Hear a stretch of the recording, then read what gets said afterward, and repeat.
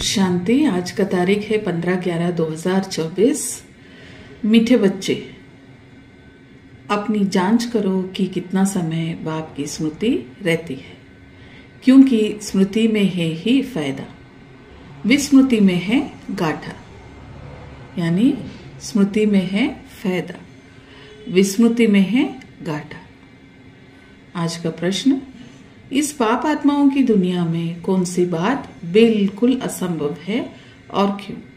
उत्तर, यहाँ कोई कहे हम पुण्य आत्माएं हैं, ये बिल्कुल असंभव है, क्योंकि दुनिया ही कलयुगी तमो प्रधान है। मनुष्य जिसको पुण्य का काम समझते हैं वह भी पाप हो जाते हैं, क्योंकि हर कर्म विकारों के वश हो करते हैं, क्योंकि हर कर्म विकारों के वश होकर करते हैं। तो आज प्रश्न और उत्तर में बाबा बता रहे हैं।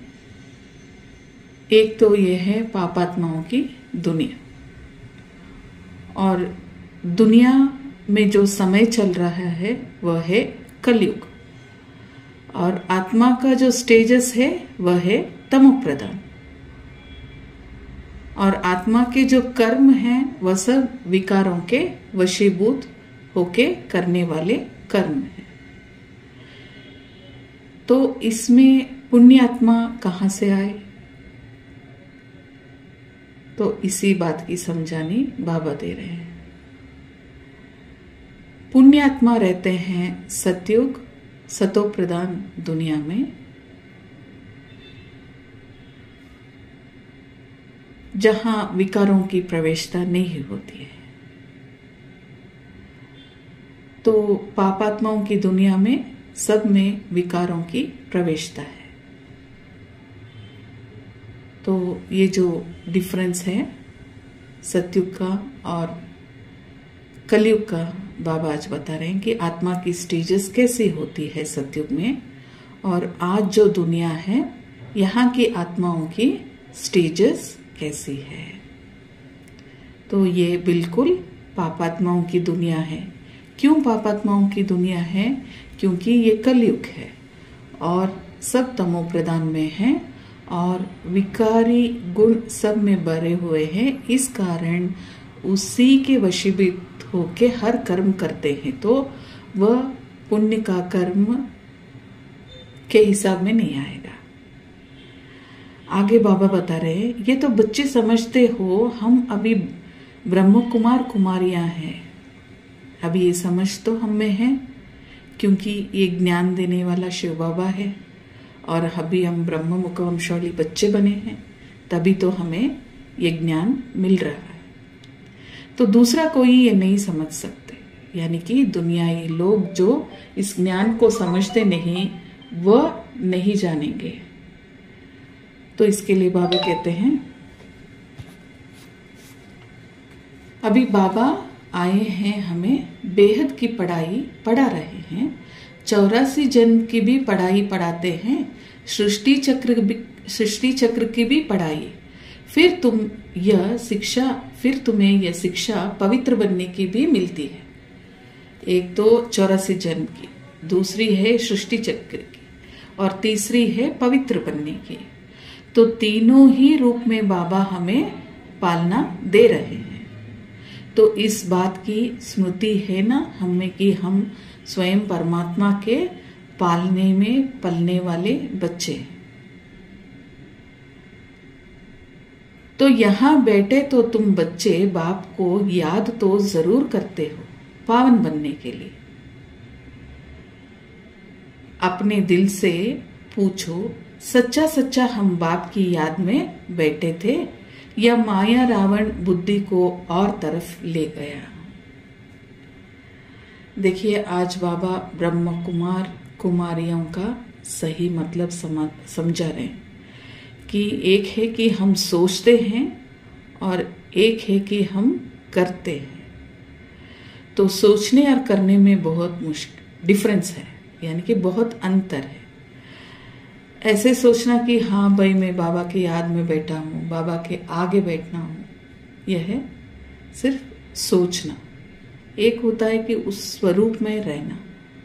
तो जब हम बाबा के साथ हमारा बुद्धि योग जुड़ा रहेगा तो बुद्धि माया वहां एंट्री दे ही नहीं सकती है, हमें वहां से हिला ही नहीं सकती है। तो जब हम बाबा के याद में थे ही नहीं तो बुद्धि दुनिया की तरफ चली गई। अगर अपनी बुद्धि दुनिया की तरफ है तो समझ लो आप बाबा के याद में नहीं है। तो सेल्फ चेक के लिए बाबा बहुत ही अच्छा रास्ता बता रहे हैं। तो सब लोग जब बाबा को याद करने बैठेंगे तो इसकी समझ जरूर लीजिए कि जो कनेक्शन का तार है वह सही जुड़ा है। तो सही जुड़ने से ही हम एक दूसरे से बात कर सकते हैं, नहीं तो वह दुनियावी ख्यालात में चली जाएगी। तो अपने आप को चेक करेंगे और चेंज करेंगे। और आज बाबा धारणा के लिए बताते हैं कि अपनी बेहद की डायरी में चार्ट नोट करना है कि हमने याद में रहकर कितना फायदा बढ़ाया, घाटा तो नहीं पड़ा। याद के समय बुद्धि कहां कहां गई। देखिए बाबा बोल रहे हैं कि आपकी जो बेहद की डायरी है ना, उसमें चार्ट नोट करो। यानी संगम युग की जो डायरी होती है वो बेहद की डायरी होती है। ब्राह्मण जीवन की जो डायरी होती है, क्योंकि बाबा पढ़ाते हैं बेहद का ज्ञान, तो डायरी भी बेहद। तो इसे चेक करके नोट करो कि हमने बाबा को कितना याद किया। याद मना फायदा, और जितना समय हमने याद नहीं किया वह जाएगा घाटा में। तो याद के समय बुद्धि कहां कहां थी।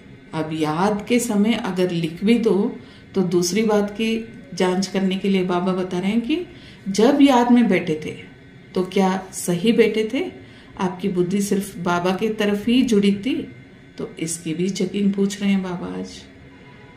तो इस सब को हमें बेहद की डायरी में नोट करनी है, क्योंकि जब हम खुद के ऊपर यानी खुद की जो जांच करते हैं ना, तब जाके हमें पता चलेगा कि कहां कहां हमने गलती किया है।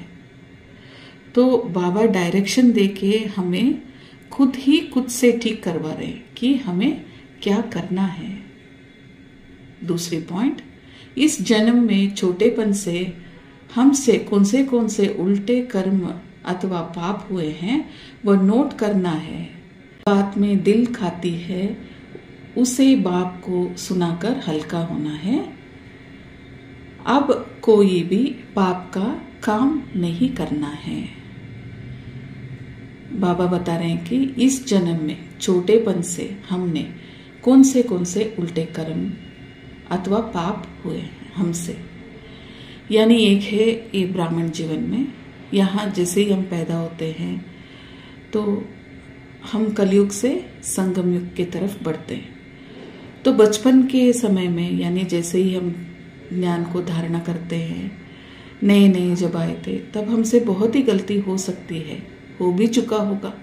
हम लोगों ने उसको नजरअंदाज किया होगा। और ये जो बाबा का ज्ञान था हमें भक्ति का कि बाबा तो अंतर्यामी ये सब कुछ जान लेंगे, ये जान के भी हमने कई भूलों को छुपा दिया होगा। तो इसके लिए बाबा कह रहे हैं कि अंदर में जांच करो कि कहीं ना कहीं आपने कुछ गलती किया हो और मुझे ना बताया तो बता दो बच्चों। आज मन की सफाई कर लो। तो जहां साफ होता है, जहां शुभ्र होता है, स्वच्छ होता है, वह एकदम दिखने में भी अच्छा होता है और शुभ्रता की वो एक मिसाल बन जाती है। तो हमारे दिल भी बाबा इसी तरह से बनाने की कोशिश कर रहे हैं। दिमाग, दिल, संकल्प, संस्कार सब बाबा एकदम स्वच्छ बनाने के लिए बाबा हमें खुद से जांच करवा रहे हैं कि देखो, जाको अपने दिल के अंदर कहीं कुछ छुपा कर बैठे हो तो आज बताकर उसको साफ कर लो। और दूसरी बात कि जैसे ही हम बाबा को बता देते हैं, फिर बाद में कोई भी हमसे पाप कर्म ना हो, इसकी जागृति हमें चाहिए। हाँ, बाबा ने बताया कि जो कुछ आपने पाप किया है वो मुझे सुनाने से आपका जो पाप कर्म है वह आधा में घट जाएगा और बाकी जो है आपको विकर्म विनाश अपने से ही करना पड़ता है। तो बाबा एक बार के लिए माफी देंगे। अगर हम इसको दोहराते रहेंगे फिर हम पाप करते रहेंगे तो उसका मतलब पश्चाताप या रियलाइजेशन नहीं है।